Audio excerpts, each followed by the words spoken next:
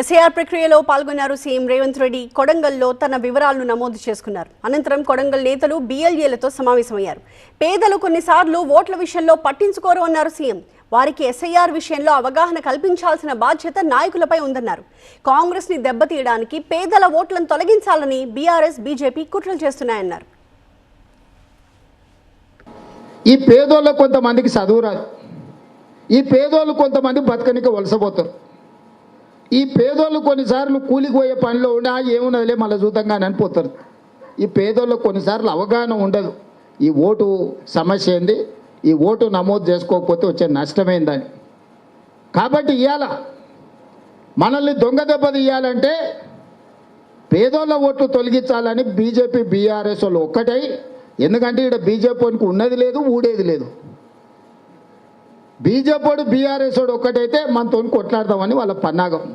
మన పార్లమెంట్ ఎన్నికలలో ఊర్లలో చూసిరు కదా మీరే, బీజేపీని కూడా జెండా పట్టుకునేటోడు ఉండేనా? కానీ బీఆర్ఎస్ వాడే బీజేపీని జెండా పట్టుకొని పోలింగ్ బూతులలో కూర్చొని ఓట్లేపించిండు. వచ్చే ఎన్నికల తర్వాత రాజకీయాల్లో మహిళల పెత్తనం రాబోతోందన్నారు సీఎం రేవంత్. 33% రిజర్వేషన్లు అమలైతే చాలా మంది సీట్లు గల్లంతవుతాయన్నారు. ఇక్కడనే కాదు, ఇక్కడ కూడా మహిళల పెత్తనమే వస్తుంది. 33% రిజర్వేషన్ ఆల్రెడీ లోకల్ బాడీలో 50% వచ్చింది. రేపు అసెంబ్లీలో పార్లమెంట్లో 33% వస్తుంది. మీ పెళ్ళి అవుతుంది ఇంక అందరికీ. నేను చెప్తున్నా, మీరు ఏదో అనుకుంటారు ఎప్పటికీ మా చేతులనే పెత్తనం ఉంటుందని. అట్లా ఏం ఉండదు, దగ్గర పడ్డది. మీరు జాగ్రత్తగా చేస్తేనే ఏమన్నా వ్యవహారం నడుస్తుంది, లేకపోతే కానీ అంతే సంగతులు. అల్లికల్లి పూజకు పూజ, ఇంటికాడు ఉండి వంట చేయాల్సిన పరిస్థితి వస్తుంది. నేను ముందే చెప్తున్నా. మళ్ళా కొడంగల్ పరిధిలో మండలాల వారీగా ఎస్ఐఆర్ లెక్కలు చదివి వినిపించారు రేవంత్. ఈ విషయంలో ప్రజలు అవగాహనతోనే ఉన్నారని, నేతలే జాగ్రత్తగా పనిచేసి అర్హులైన వాళ్ల ఓట్లు నమోదయ్యేలా చూడాలన్నారు. ఇక నాయకులందరికీ నేను ముందే చెప్తున్నా, వాళ్ళది ఏం తప్పు లేదు, మీదే ఉన్నది విషయం అంతా. ఈడ ఎన్నుకున్నోళ్ళదే ఉంది, ముందలనోళ్ళది ఏం లేదు. ఎన్నుకున్నోళ్ళు రాష్ట్ర స్థాయిలో పెత్తనాలు చేస్తామని బయట తిరుగుతుర్రు, ఊర్లో తిరిగితే అల్కగా అయిపోతుంది. ప్రతి లీడర్కి వేదిక మీద ఉన్న వాళ్ళు చెప్తున్నారు, అన్ని ఊర్లు తిరగాల్సింది. ఎలక్షన్లప్పుడు ప్రచారానికి ఎట్లా పోయిరో 2023 నవంబర్లో ఎట్లయితే ఊరూరు తిరిగి ఓట్లేయమని అడిగినరో మండల నాయకులు, ప్రతి ఊరికి పోయి సమావేశం పెట్టి ఛాయ్ తాగి అక్కడ కూర్చొని ఆ ఊర్లో అందరిని పిలిపించి, మన ముఖ్యమైన నాయకులందరిని పిలిచి, బిఎల్ఏ పేరేదో రాసి ఉంటారు, పిల్లగాడు ఎవరు చదువుకున్నాడని. కానీ నాయకత్వం వహించడానికి ఇంకొక ఆయన ఉంటాడు ఊర్లో. ఆయన ఏమంటాడు, ఆ పిల్లగాని పేరు రాసుకున్న కనుక వాంతోనే రాపించుకోపో అంటాడు. నన్ను అడిగినవా, నాకు చెప్పినవా అంటాడు. మండలం వాళ్ళు కూడా అంటారు, సార్ మమ్మల్ని అడిగినా మేము చేస్తుంటే కానీ అంటారు. మళ్ళీ మా ప్రశాంత్కినా, సార్ ఒక్క మాట చెప్పకపోయా, ఎన్నిసార్లు పట్నం పోయినా ఏంది కాకపోయా, అందుకే చేయలేదంటారు. అందుకే నేనే వచ్చి ఇక్కడ కూర్చొని అందరికీ, వేదిక మీద ఉన్నోళ్ళకే కాబట్టి వేదిక కింద ఉన్నోళ్ళు అందరికీ కూడా చేతులు ఎత్తి నమస్కారం పెట్టి చెప్తున్నా, ఇది పేదోళ్ళ సమస్య. సర్పంచ్లు మొదలు ఎమ్మెల్యేల వరకు ఎస్ఐఆర్ విషయంలో అప్రమత్తంగా ఉండాల్సిందేనని స్పష్టం చేశారు సీఎం రేవంత్. స్టేజ్ పై ఉన్న ఎమ్మెల్యే మనోహర్ రెడ్డికి అంశంలో తనదైన స్టైల్లో చురకలంటించారు. ఓటు పోయిందంటే సర్వం పోయినట్టే.